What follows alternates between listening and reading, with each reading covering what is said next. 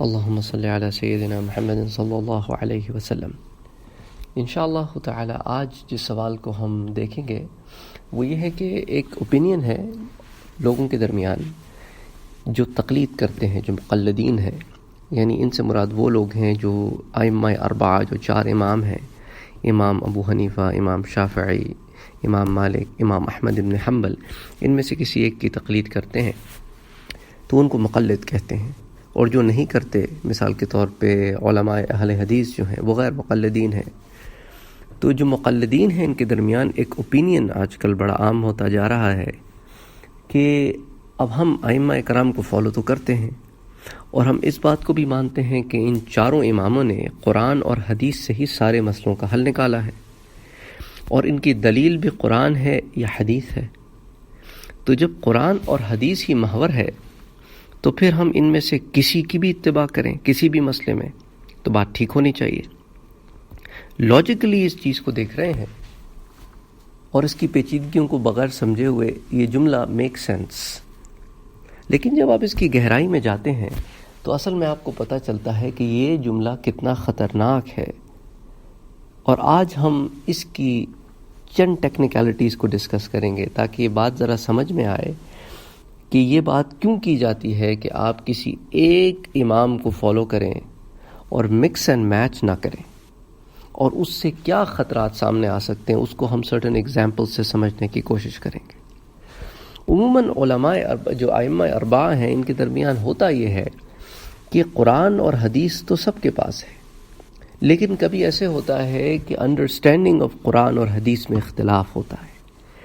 یا کبھی ایک سے زائد حدیث کسی مسئلے میں اس مسئلے کو حل کرنے کے لیے ایک امام کے نزدیک استعمال کی جاتی ہے، دوسرے امام کے نزدیک دونوں حدیثیں استعمال نہیں کی جاتی۔ اس کی پھر پیچیدگیاں ہیں، اس کے ریزنز ہیں،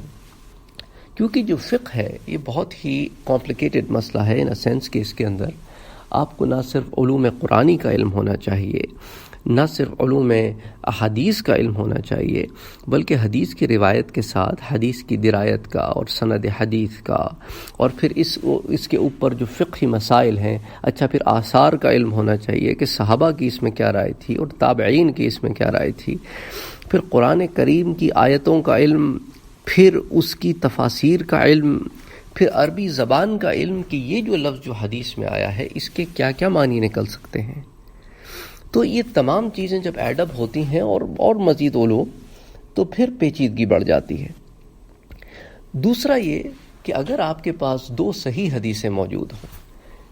اور آپ کے مذہب کی بھی ایک صحیح حدیث موجود ہو کہ آپ مثال کے طور پہ اگر امام ابو حنیفہ کو فالو کرتے ہیں تو آپ کے پاس ایک صحیح حدیث امام ابو حنیفہ کی موجود ہے،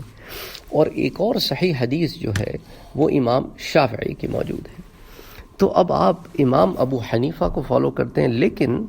آپ اس پرٹیکولر پرابلم میں یا اس پرٹیکولر سچویشن میں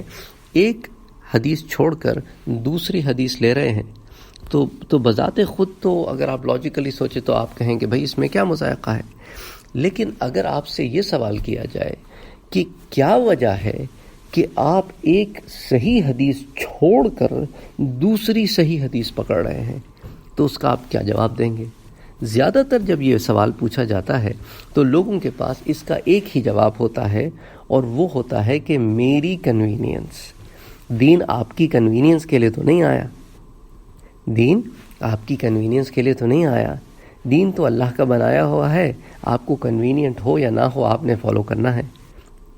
اور یہ تو قرآن کی نص سے بھی ثابت ہے کہ اپنے نفسوں کی اتباع نہ کرو، تو یہ تو نفس کی اتباع ہوگی، اللہ کی عبادت تو نہیں ہوئی کہ جہاں مرضی آیا یہ کر لیا اور جہاں مرضی آیا وہ کر لیا۔ اچھا پھر جب وہ ایک امام نے ایک حدیث ایک مسئلے میں جمع کی ہے تو اس کے پاس بھی تو کوئی سند ہوگی نا، قرآن سے، حدیث سے، اس ساری چیزوں کو پس پش ڈال کر ایک اور رائے کی اتباع کرنا صرف محض اس لیے کہ چلو میرا فائدہ ہو رہا ہے، تو قرآن اور حدیث اور یہ دین تمہارے فائدے کے لیے تو نہیں اترا۔ تو یہ ایک پوائنٹ ہے۔ دوسرا پوائنٹ یہ ہے کہ حدیثوں میں بھی اب درجات ہوتے ہیں۔ اب مثال کے طور پر اگر حدیث جو ہے وہ درجہ صحیح پر ہے، اب اس کو بھی میں ذرا ایکسپلین کر دوں۔ جب بھی ہم یہ کہتے ہیں نا یہ حدیث درجہ صحیح پر ہے، یا یہ حدیث درجہ مرسل پر ہے، یا یہ حدیث درجہ غریب پر ہے یا حسن پر ہے، تو اس سے مراد حدیث نہیں ہوتی، اس سے حدیث کے رویا ہوتے ہیں، اس کے جو راوی ہوتے ہیں، جو نریٹرز آف دا حدیث ہوتے ہیں، ہم ان کے اوپر بات کر رہے ہوتے ہیں کہ ان کو ہم ایک ایک راوی کو دیکھتے ہیں اور اس ساری راویوں کی جو پوری چین ہوتی ہے، کڑیاں ہوتی ہیں، ان سب کو دیکھتے ہیں، اور اس کے بعد جو ہے ائمہ حدیث ایک رائے قائم کرتے ہیں کہ یہ حدیث درجہ صحیح پر ہے، یہ حدیث درجہ حسن پر ہے۔ تو اب ان نکات کو جمع کرنا اور اس کے بعد حدیثوں پہ بحث کرنا، تو یہ ایک الگ بحث ہے۔ لیکن چونکہ اب ہم اس بات کو ڈسکس کر رہے ہیں، تو یہ بات بھی اس میں سامنے رکھنا چاہتا ہوں کہ جب ہم اس طرح کی کیٹیگرائزیشن کرتے ہیں تو ہم راویوں پر بات کر رہے ہوتے ہیں، متن حدیث پر یا حدیث کے کانٹیکس پر بات نہیں کر رہے ہوتے، معاذ اللہ۔ اچھا، دوسری بات جو یہاں پہ سامنے رکھنے کی ضرورت ہے کہ اگر آپ حدیث صحیح بھی لیں، یعنی وہ حدیث جو راویوں میں درجہ صحیح پر ہو، اس کے اندر بھی 7 کیٹیگرائزیشنز ہیں، 7 کیٹیگریز ہیں صحیح کی بھی، اس کو بھی درجہ بدرجہ لیا جاتا ہے۔ اچھا، اس کے علاوہ ازیں اگر آپ دیکھیں تو حدیث جو ہے وہ قولی بھی ہوتی ہے اور فعلی بھی ہوتی ہے اور تقریری بھی ہوتی ہے، اور حدیث تقریری جو ہے قولی اور فعلی کے مقابلے میں نیچے آتی ہے، اور قولی اور فعلی میں قولی فعلی سے اوپر آتی ہے۔ تو اب ان تمام چیزوں کو اور پیچیدگیوں کو علماء اپنی نظر کے سامنے رکھتے ہیں، اور پھر کسی مسئلے کے اندر کوئی قیاس کریں گے یا کوئی رائے قائم کریں گے، تو بہت ساری چیزیں ہیں جس کو سامنے رکھنا پڑتا ہے۔ اب ذرا آہستہ آہستہ کر کے اس کی تھوڑی بہت ٹیکنیکلٹیز بھی دیکھ لیتے ہیں۔ اس سے پہلے ہمارے ایک استاد گرامی ہیں، ان کے پاس جب یہ مسئلہ آیا تھا کہ کسی نے یہی سوال اٹھایا تھا کہ بھئی اگر سب صحیح ہیں، سب صدوق ہیں، سب عدول ہیں، تو کسی سے کچھ بھی لے لو تو کیا فرق پڑتا ہے؟ تو انہوں نے کہا تھا بیٹا لے تو لو، لیکن 2 کشتیوں کا سوار زیادہ دور تک سواری کر نہیں پاتا، اور ہوتا یہی ہے کہ کہیں آپ آ کے ایسا مسئلوں میں پھنس جاتے ہیں، ایسا پھنس جاتے ہیں کہ اب آپ کو سمجھ نہیں آتا، کیونکہ علم تو ہوتا نہیں، بس یہ تو سب دھڑے بازی ہو رہی ہے کہ تھوڑا اس سے لے لیا، تھوڑا اس سے لے لیا، یہاں سے سنا وہاں لگا دیا۔ اب زکوٰۃ کے سارے مسائل امام ابو حنیفہ کے فالو کریں گے، لیکن ایک مسئلہ امام شافعی سے لے لیں گے کہ وہاں مال بچ رہا ہے، نہ یہ تو بیوپار ہو گیا، دین تو نہیں ہوا۔ اچھا، سارے مسئلے امام ابو حنیفہ سے لیں گے، لیکن طلاق کے مسئلے میں پھنس گئے تو امام احمد ابن حنبل کے پاس چلے گئے کہ بھئی ان کے پاس ذرا یہ معاملہ طلاق کا ذرا ڈھیلا ہے، لیکن نماز کے مسائل ان سے نہیں لیں گے کیونکہ نماز میں وہ زیادہ سخت ہیں۔ تو اب یہ تو پھر کھیل ہو گیا نا، یہ تو اب ہم اپنے نفس کو سیٹسفائی کر رہے ہیں، ہم دین کو سیٹسفائی نہیں کر رہے ہیں۔ اچھا، ائمہ اربعہ میں یہ بات بھی ہے کہ وہ ایک دوسرے کو کوئی غلط نہیں کہتا تھا کہ یہ غلط ہے یا وہ غلط ہے، وہ کہتے تھے کہ اس مسئلے میں ہماری رائے یہ ہے، اس مسئلے میں ان کی رائے یہ ہے۔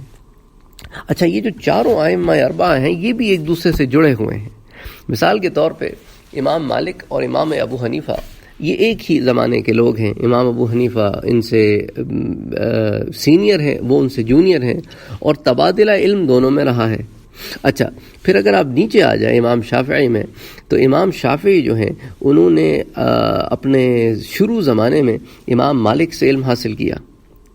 امام مالک سے علم حاصل کرنے کے بعد انہوں نے امام محمد سے علم حاصل کیا، اور امام محمد امام ابو حنیفہ کے شاگرد ہیں۔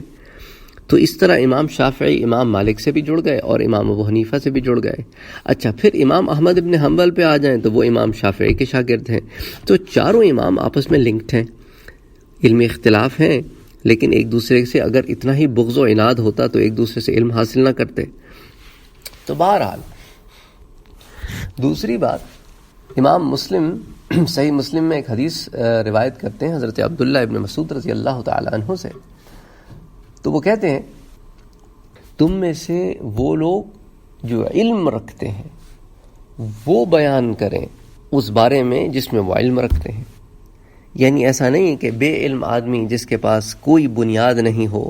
وہ بھی علم میں گفتگو کر، جو کہ بڑے آج عام ہو گیا ہے کہ جس کو علم بھی نہیں وہ بھی بات کر رہا ہے، جس کو علم ہے اس کو دبایا جا رہا ہے۔ اب اس معاملے میں ایک حدیث کو لے لیتے ہیں کہ امام ابو حنیفہ اور امام شافعی کے درمیان بعض معاملات میں اختلاف رائے بھی ہے اور بعض معاملات میں اختلاف رائے نہیں بھی ہے۔ اب یوں لے لیں کہ امام شافعی جو ہیں ان کے 2 اساتذہ کرام، ایک تو امام مالک ہیں، تو اس طرح وہ امام مالک سے جڑ گئے، اور ایک ان کے استاد امام محمد ہیں جو امام ابو حنیفہ کے شاگرد ہیں، تو اس طرح وہ امام ابو حنیفہ سے جڑ گئے، تو یوں تو 3 ائمہ یوں جڑ گئے۔ امام احمد ابن حنبل جو ہیں وہ امام شافعی کے شاگرد ہیں، تو یوں امام احمد ابن حنبل 4 سے، باقی 3 سے جڑ گئے۔ تو اس طرح یہ جو 4 لوگ ہیں یہ جڑے ہوئے ہیں، ان میں آپس میں کوئی بغض نہیں ہے، کوئی عناد نہیں ہے، کوئی اس طرح کا اختلاف نہیں ہے کہ ایک دوسرے سے نفرتیں کریں، بلکہ علمی اختلاف ہے کہ ایک مسئلے میں ایک نے ایک رائے دی اور ایک مسئلے میں ایک نے دوسری رائے دی۔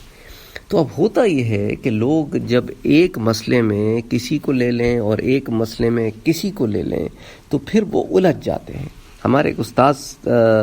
ہے، وہ کہا کرتے تھے جب اس طرح کے مسائل سامنے آتے تھے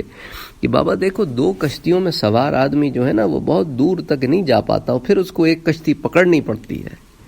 تو پھر یہی ہوتا ہے کہ جب آپ مکس اینڈ میچ کرنا شروع کرتے ہیں ان معاملات میں تو پھر یہ پیچیدگیاں پیدا ہوتی ہیں کہ آیا آپ ایک کو چھوڑ کے دوسرے کو جو اختیار کر رہے ہیں اس کی وجہ کیا ہے۔ اگر تو آپ اتباع نفس کے لیے کر رہے ہیں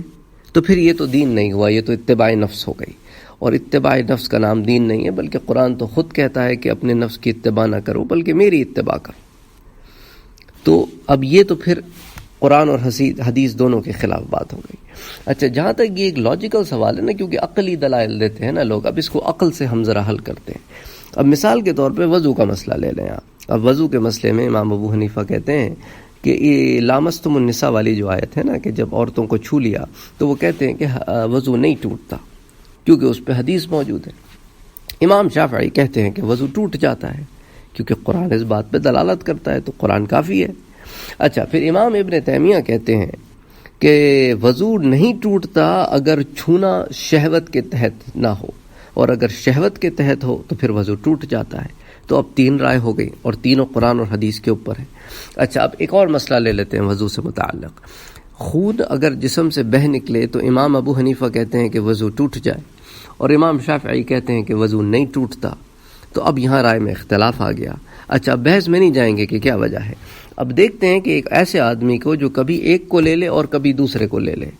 اچھا، اب مثال کے طور پہ ایسے آدمی نے بیوی کو چھوا اور پھر خون بھی بہہ نکلا، اب پھنس گیا بیچارہ۔ امام ابو حنیفہ کہتے ہیں بھئی بیوی کو چھونے سے وضو نہیں ٹوٹتا، لیکن امام شافعی کہتے ہیں ٹوٹ جاتا ہے۔ لیکن خون نکلنے سے امام ابو حنیفہ کہتے ہیں کہ وضو ٹوٹ جاتا ہے اور امام شافعی کہتے ہیں نہیں ٹوٹتا۔ تو اب یہ غریب تو پھنس گیا نا، اب یہ کیا کرے؟ اسی طرح کے سینکڑوں مسائل ہیں، یہ تو بڑا سمپل سا مسئلہ میں نے بیان کیا ہے۔ تو کتب حدیث، کتب فقہ بھری پڑی ہیں ایسی بحثوں سے، ایسی چیزوں سے۔ تو ایک آدمی جس کے پاس علم نہ ہو اس کے لیے بہتر یہی ہوتا ہے کہ فَاسْأَلُوا أَهْلَ الذِّكْرِ إِن كُنتُمْ لَا تَعْلَمُونَ، کہ پوچھو ان لوگوں سے جنہیں ہم نے علم دیا ہے جب تم نہیں جانتے۔ تو کیوں تیر چلاتے ہو اندھیروں میں اور اپنی آخرت اور اپنی دنیا خراب کرتے ہو؟ نفس کی اتباع نہ کرو، دین نفس کی اتباع کے لیے نہیں آیا تھا، دین خدا کی اور اس کے رسول کی اتباع کے لیے آیا تھا۔ اور پھر یہ چیزیں بھی ہمیں چھوڑنی چاہیے کہ جہاں سہولت دیکھی اس مسئلے میں اس امام کو لے لیا۔ زکوٰۃ کے مسائل میں ہم دیکھتے ہیں کہ لوگ سارے مسئلے امام ابو حنیفہ کے فالو کرتے ہیں، لیکن جہاں پیسہ بچتا ہے وہاں کسی اور امام کے پاس چلے جاتے ہیں۔ طلاق کے مسائل میں بھی یہی حال ہے۔ تو لیکن نماز کے مسائل میں ان کو لیتے ہیں جو سب سے ان کو سہل معلوم ہوتے ہیں۔ تو یہ تو کوئی کھیل ہو گیا نا، دین تو نہیں ہوا۔ امید کرتا ہوں کہ اس مختصر بات سے کچھ مسئلے حل ہوئے ہوں، اور یہ بات ثابت کرنے کی کوشش کی گئی ہے کہ کیوں ضروری ہے کسی ایک کی اتباع کرنا، ایک ایسے شخص کے لیے جس کے پاس علم کی قلت ہو، کمی ہو، ایک عام آدمی ہو جس کو سارے مسائل کا ہر اینگل سے نہ علم ہو، نہ پتہ ہو۔ اللہم صلی علی سیدنا محمد صلی اللہ علیہ وسلم۔